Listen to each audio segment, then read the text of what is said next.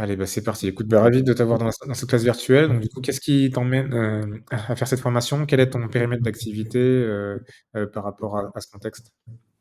Alors en fait, moi, je bosse pour une boîte chinoise de développement web D'accord. et je suis, QA, manager, donc responsable qualité en gros. Donc je m'occupe, un petit peu déjà du suivi des projets, dans la mesure où je vérifie le bon fonctionnement de ce qui a été réalisé. OK.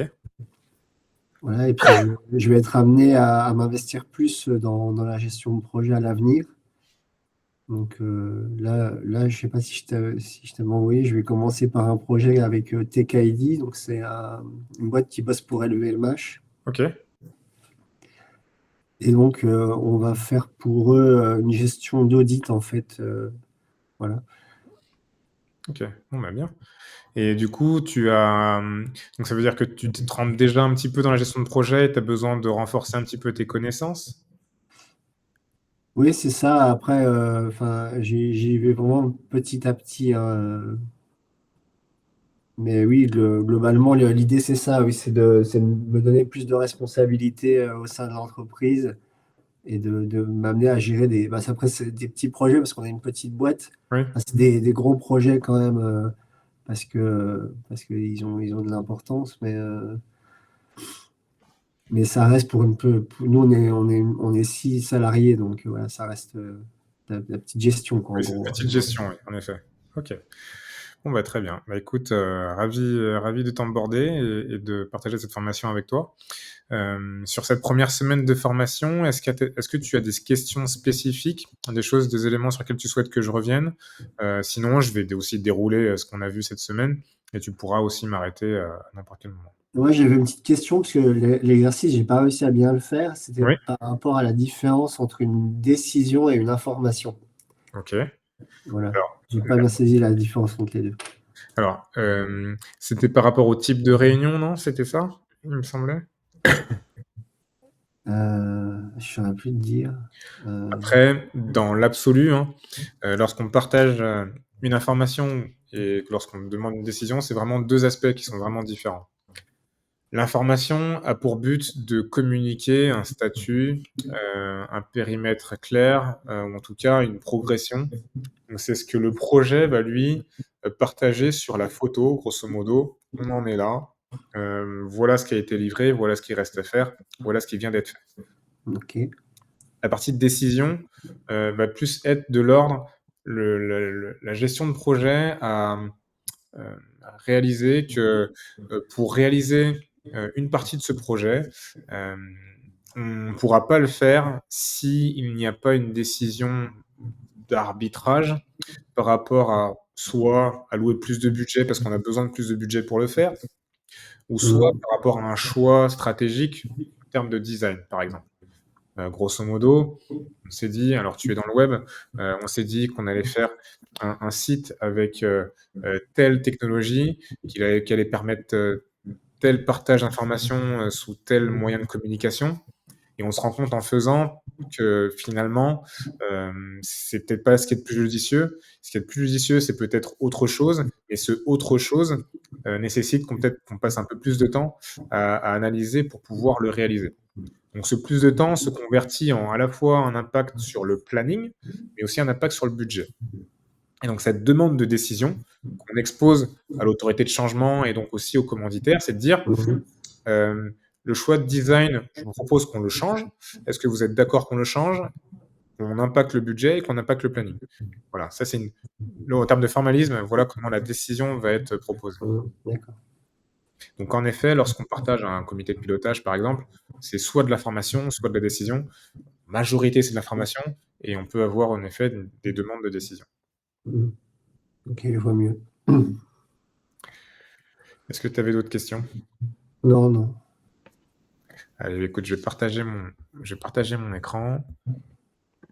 Tac, hop.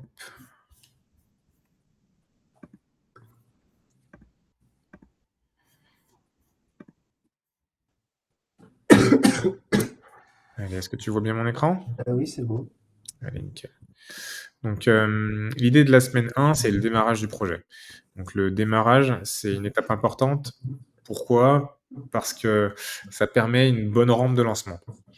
Par expérience, le fait de bien identifier les acteurs est quelque chose de primordial.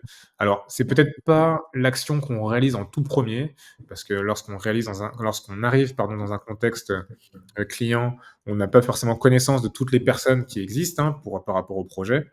En revanche, lorsque le projet a bien démarré et c'est important d'établir une gouvernance, donc d'établir un «organigramme» entre guillemets du projet, mais aussi identifier les différents acteurs. Donc, les acteurs sont importants d'être identifiés dans le sens où le chef de projet, je le dis souvent, n'est pas responsable de tout. En tant que chef de projet, ton rôle, c'est d'être un petit peu le chef d'orchestre. Et c'est là où ton rôle est important. Ton rôle est aussi de partager ce que tu as vu. Grosso modo, on en parlait à l'instant, on voit quelque chose qui va dépasser, on est au niveau du budget. Ton rôle est de dire: «Ah, attention, on va dépasser, est-ce que vous êtes d'accord ou pas?» Mais derrière, quelque part, une fois que tu as partagé cette information, tu n'es pas responsable de la décision. S'ils décident: «Ah bah non, on arrête tout», on arrête tout. S'ils décident, bah, d'allonger un petit peu plus, on allonge un petit peu plus. Ta responsabilité va être là. On ne pourra pas te reprocher de dire: «Ah bah non, ça coûte plus cher, tu nous l'as pas dit». «Ah non, non, si, si, j'ai dit, ça allait être plus cher». Donc OK. après à vous de décider si oui, on paye plus ou sinon on arrête tout et on paye moins. Donc voilà où c'est important de bien cloisonner les rôles. Le rôle du commanditaire, c'est le rôle qui est un peu le plus important puisque c'est un peu le décisionnaire ultime. C'est la personne qui a pensé le projet, qui souhaite avoir le projet, alors c'est pas pour lui-même, mais c'est pour l'entreprise, mais par rapport à son périmètre. Donc quelque part, il a un petit peu ce rôle de décision qui est, important. Et le rôle de commanditaire, ce qui est important à savoir, c'est que dans l'idéal, il faudrait pas qu'on puisse, le partager. Quelque part, le commanditaire doit avoir ce rôle-là, mais uniquement ce rôle. Mmh. Et quelque part, l'idée est qu'on ne puisse pas aussi être commanditaire et avoir un rôle qui va permettre enfin qui va du coup, rentrer dans une partie qui va être jugée partie.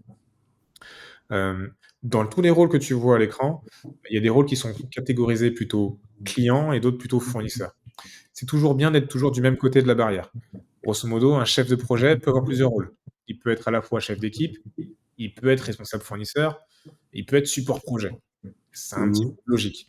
Par contre, un responsable utilisateur, ne devrait pas être, support projet ou ne devrait pas être chef d'équipe. Parce que quelque part, le chef d'équipe va fournir du service aux utilisateurs, donc c'est un petit peu biaisé.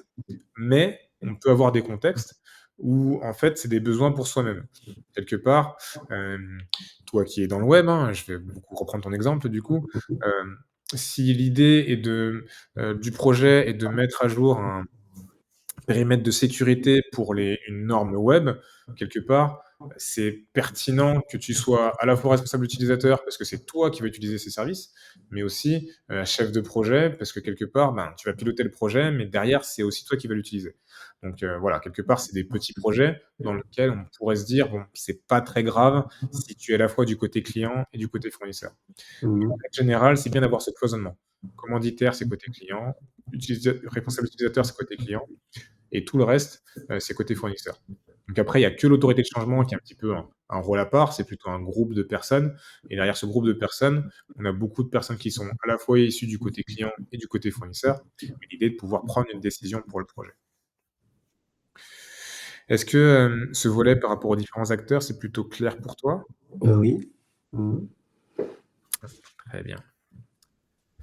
Un autre élément qui est important lors du démarrage du projet, c'est le cahier des charges. Donc le cahier des charges, je schématise beaucoup avec, cette petite note sur un coin de table lors du café, que tu as écrit avec le commanditaire. Grosso modo, le commanditaire t'interpelle et te dit: «Ouais, j'ai besoin de toi pour ce projet. Il me faudrait ci, ça.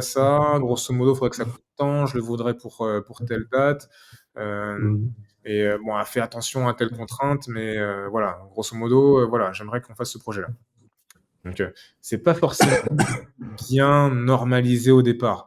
Donc c'est pour ça que ce cahier des charges, c'est bien de pouvoir mettre des informations dans les cases et de se dire: «Voilà, on commence avec un minimum de formalisme qui après nous emmènera vers le business case». Mais l'idée, c'est d'avoir au moins ce minimum d'informations. Le cahier des charges peut contenir même plusieurs autres choses, mais ici, il y a au moins la base. Donc, le contexte, la raison, pourquoi on fait ce projet. Donc, ça revient un petit peu à l'anniversaire de mon neveu. Les bénéfices, qu'est-ce que ça va apporter à l'entreprise? Alors, bénéfice peut être pécunier ou pas, hein, donc on l'a vu avec aussi l'anniversaire de mon neveu. On peut avoir, du coup des projets qui n'apportent pas forcément de l'argent à l'entreprise, mais dans la majorité des cas, un projet doit être rentable.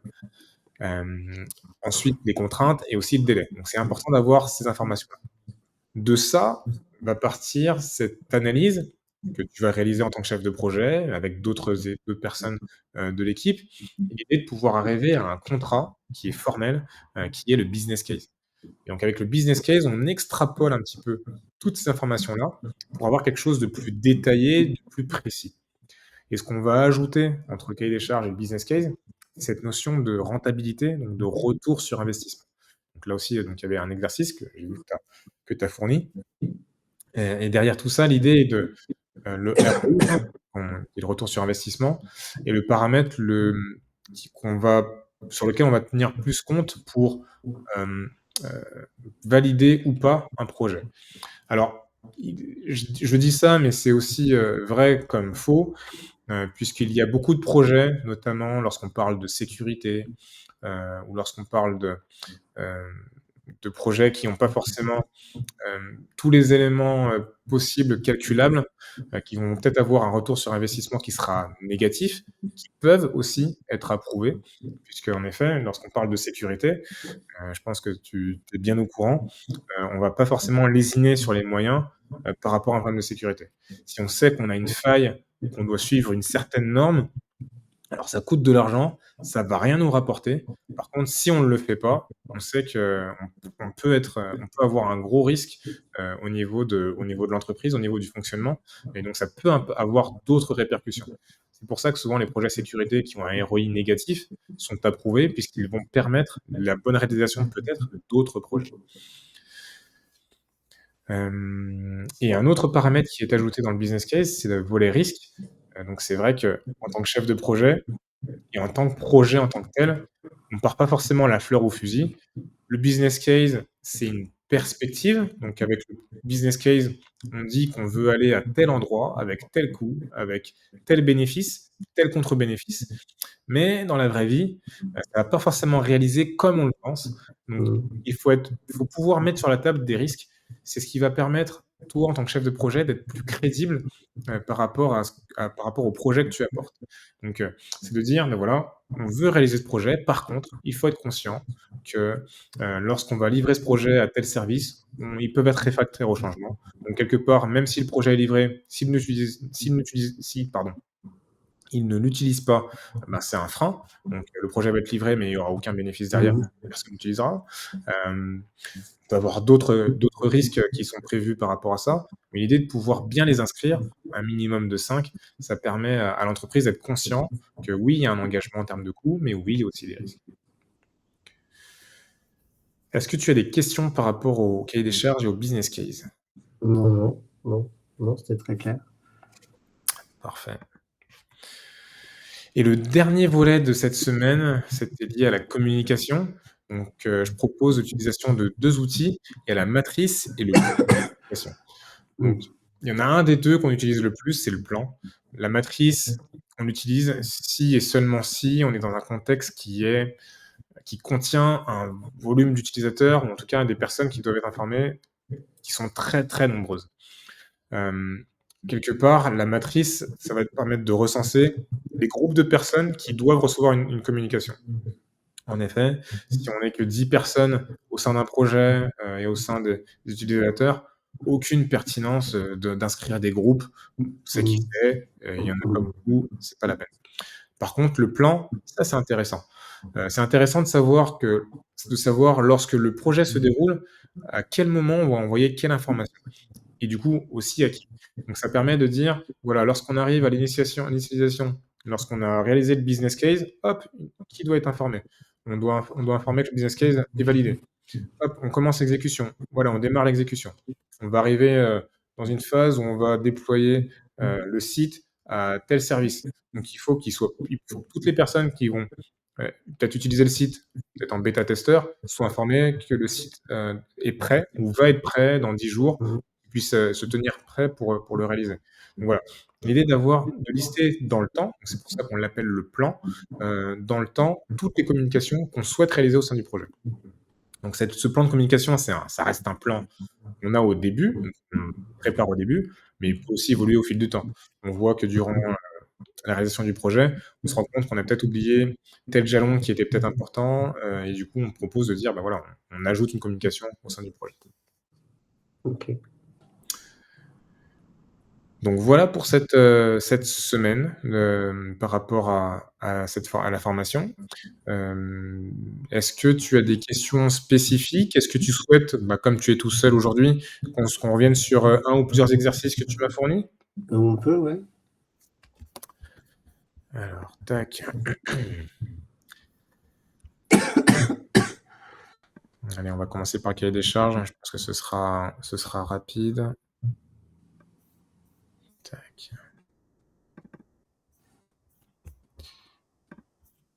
Tu vois mon écran? Oui, oui. Allez, nickel. Donc pour rapport à l'anniversaire de mon neveu. Donc le contexte, il est bon, c'est bien organisé, la fête pour le neveu du commanditaire qui sera ce dimanche d'ailleurs. Mhm. Donc la raison, c'est donc son 15e anniversaire, c'est bien ça. Le coût, 25 € par enfant, donc ça inclut les 12 camarades plus mon neveu. Donc il y en a beaucoup qui font l'erreur, qui comptent uniquement les invités, mais il y a bien mon neveu avec. Ouais. La date, le dimanche qui suit, le 8 novembre, qui est bien le 10, donc c'est parfait. Mhm. Et en termes de propositions, donc il manque peut-être, alors les contraintes alors les répercussions, j'en ai pas vu, donc tu l'as pas inscrit, mais en tout cas, moi, j'avais inscrit la case vide, donc c'est très bien. D'accord. Ouais. En termes de contraintes, je suis pas sûr d'en avoir inscrit non plus. Peut-être la contrainte, pardon, au niveau du temps Oui. extérieur, ça peut être une contrainte à laquelle on peut penser, puisqu'on est au mois de novembre. Donc Mhm. aujourd'hui, moi, j'ai beau temps, mais en règle générale, à cette période-là, il fait pas très beau. Voilà. Ouais, c'est vrai. Ça pourrait être une contrainte à indiquer. Mhm. Après, par rapport à la proposition, bah, écoute, on est dans le budget, gâteau d'anniversaire et cetera pour environ 60 €. Le décor, ça reste cohérent, 40 €. La structure gonflable, c'est ce qui est l'élément le plus cher, le centre de coût le plus cher, sur ce projet, 200 €. Donc très bien, et puis l'agrandissement, en effet, c'est pas quelque chose qui est très coûteux, donc très bien. En tout cas, le cahier des charges, pour moi, il est complet. Ok. Exercice, réussi. Donc je te fournirai quand même une réponse, hein, Mhm. chaque exercice. Pour les rôles, donc là, c'est par rapport à ton projet. Hem, donc les différents rôles, donc là, tu me proposes des noms, Oui. c'est bien. Par contre, hem, ce que je ne sais pas, moi, je les connais pas. Donc Mhm. l'idée, c'est en effet, Maxime, c'est le commanditaire, mais quel est son rôle dans l'entreprise qui permet de justifier, en tout cas qui permet de comprendre que c'est bien lui le commanditaire? Pareil, le responsable utilisateur, alors c'est l'entreprise VO2, qu'est-ce que fait cette entreprise par rapport au projet? Voilà, Mhm. c'est bien de pouvoir argumenter un petit peu les réponses pour que je puisse te dire: «Ah bah oui, c'est très bien, c'est pertinent», ou bien: «Non, je vois pas du tout ce que cette personne fait là». Là, c'est vrai qu'elle est non, mais j'ai pas forcément la vision de leur périmètre d'activité. Mhm. Donc voilà, c'est peut-être tout ce qui me manque par rapport à cette réponse, par rapport aux différents rôles. Tu vois où je veux en venir? Bah, préciser peut-être plus le rôle de la personne dans l'entreprise, qu'elle fait exactement, non? Oui, c'est ça, oui, oui, grosso modo, ouais. Donc Après, je pense soit que pour le commanditaire, vu que c'est le ouais, CEO, CEO, ça me paraît assez bien. Hem, même après l'entreprise VO2, c'est vrai que c'est pas très explicite, si on sait pas trop ce qu'ils font. c'est ça, et comme Maxime est CEO, qu'est-ce qui fait qu'il est aussi responsable fournisseur? Tu vois, j'ai ce Oui. truc-là qui peut-être me manque. Mmh. D'accord. Bon, c'est un détail, mais c'est vrai que vu comme ça, comme moi je connais pas les personnes, j'ai pas forcément de visibilité pour dire si c'est pertinent ou non de les avoir, à cette Mmh. position. Oui, oui. Voilà, c'est juste ça. Par rapport au ROI, bah, de mémoire, c'est correct, oui. Le résultat est bon. Tu as fait le bon calcul. Beaucoup de personnes font l'erreur en réalisant en fait, que la période du projet qui est d'1 an, contient aussi des charges alors que non.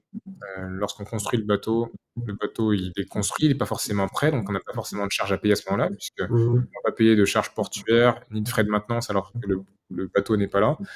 Donc beaucoup de personnes font l'erreur, mais toi non, le résultat est bon, la démarche est bonne, donc écoute, rien à dire. OK. Très bien. Par rapport au processus d'escalade, oui, donc c'était par rapport aux portes automobiles. Donc en effet, 1er niveau chef d'équipe, responsable approvisionnement, ça marche bien. Responsable logistique, oui. Directeur départemental et on pourrait avoir par exemple le directeur du site en dernier Mmh. mais la D'accord. logique est bonne. Ce qui manque, aussi peut-être, par rapport à cette réponse, c'est le temps, le Mmh. temps de Oui. délai, qu'on doit, prendre en compte avant de solliciter le niveau au-dessus. Juste pour se dire, est-ce que c'est, 5 minutes, c'est 20 minutes, Mmh. 1 heure? Je dirais plutôt 20 minutes, comme ça voilà, c'est plutôt pertinent et logique d'avoir une urgence, pour laquelle on attend une réponse en 20 minutes. Si la personne ne répond pas, on passe au niveau au-dessus. Oui, OK. Donc voilà, c'est tout ce qui manque. En tout cas, les rôles que tu proposes sont bons.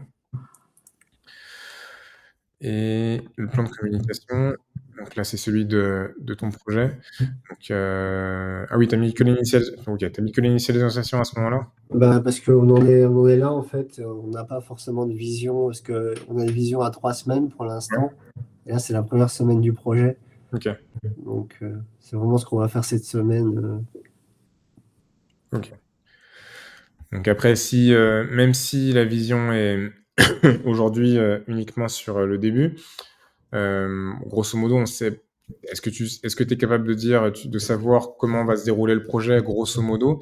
Même si c'est faux, mais peut-être de proposer, un plan par rapport aux différentes communications qui peuvent être mises sur tout le projet? parce que là, en gros, on a 3 semaines pour réaliser un MVP, donc un minimum vital Via product. un product? Ouais et puis suivant si on réussit ou pas à faire ça, on continuera à bosser sur ce projet ou non, quoi. OK. Voilà. Ah d'accord, OK, en effet. Mmh. Bon, en tout cas, par rapport à cette partie-là, donc l'onboarding, donc les daily meetings, donc c'est bien d'avoir mis une ligne pour un truc pour une réunion récurrente, enfin, en tout cas pour un retour récurrent. Inutile de mettre, toutes les dates de tous les mardis si c'était tous les mardis. Oui, oui. Tu l'as bien fait, hein. Beaucoup d'autres font l'erreur, hein. Je te le dis, comme ça tu es au moins conscient de Mmh. pourquoi je D'accord. trouve, ton résultat bon Mmh. et le bilan de la semaine. Donc, l'initialisation se réalise en une seule semaine, c'est ça?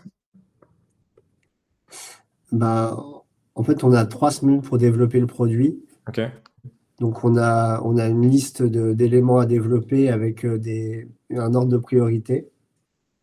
Donc c'est un ordre qui va de 0 à 10, OK, en sachant que 0 c'est le plus important, mais c'est un truc récurrent, c'est la vitesse la vitesse du site, en fait OK, et après le reste, donc ça va de 1 à 10 et puis là, on va commencer par développer ce qui est le plus prioritaire, forcément.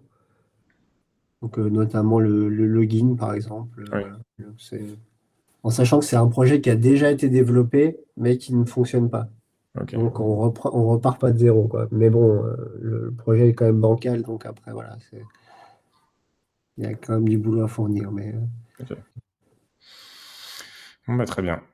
Bah, écoute, ça me paraît très clair.